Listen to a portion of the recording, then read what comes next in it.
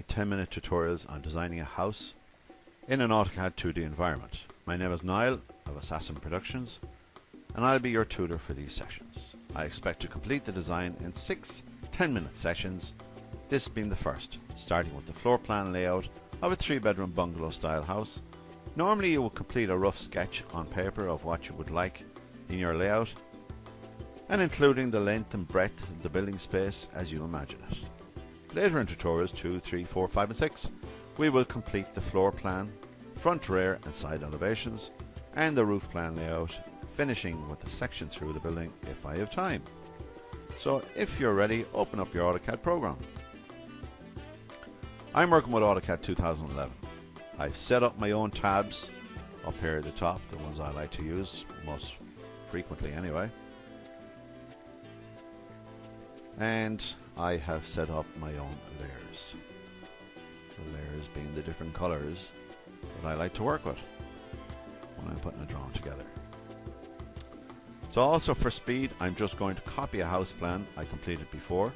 As you progress in architecture, you will find yourself constantly robbing from old designs to speed up your process. Clients will expect constant changes from you and expect you to be there on every beck and call, moaning, groaning, whimpering, "Oh, I want you to do this," and so on and so forth. So the many ways you can save time and expense on yourself, the better. Copying is one of them, so do so. So this is the house plan I'm going to work with today. We're just going to grab everything and copy it into a new design file, which we will save today as Toot1, Toot001. So first thing I'll do is just go File, Save As. We can see this is called Keeper's Cottage in a file called Keeper's Cottage, but the one I'm going to use is in the desktop here, and it's in just a new folder. We're going to call it Toot1. So we can see there's already a file there, but I'm going to replace that with this one. So Toot001, save. Yes. And that's it. We're now in file Toot001. But as you can see, the copyright of I Planet Homes, my little business that designs these homes, and my name is here, and my logo design here, and everything like that.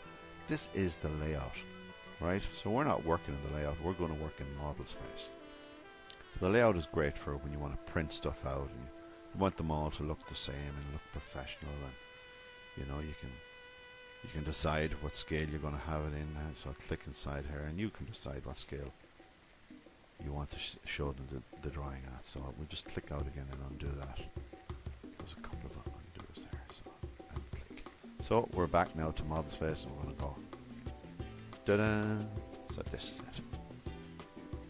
So as I said, I'm going to do a little bit of copying here. So first thing I'm going to do is edit, copy, left click, right click. Now it's copying the objects. Takes a couple of seconds because there's a couple of hatches in there, and you know, it's a little bit big to work with.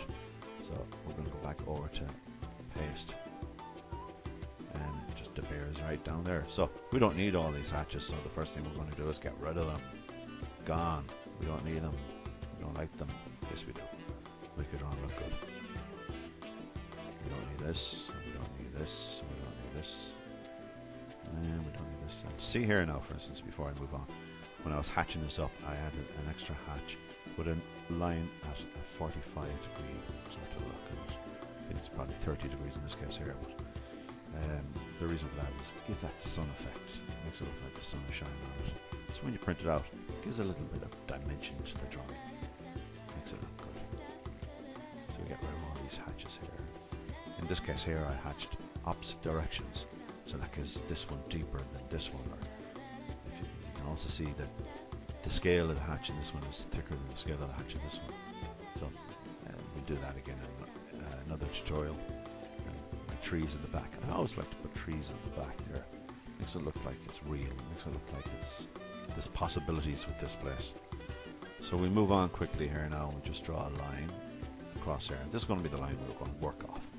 And we draw another line down this way here. Now I know that this building is 18 meters in length, and its depth is 11.150, but we're still going to take a few measurements, so I'm just going to show you how to do that. Isn't that like icon there. We'll just go from here to here. 18. That icon there. Here to here. 18. Now if I right click, it comes up again. And I can pick from here, repeat line, or repeat linear. And show you again, repeat linear. I'm going to show you another way now in a second.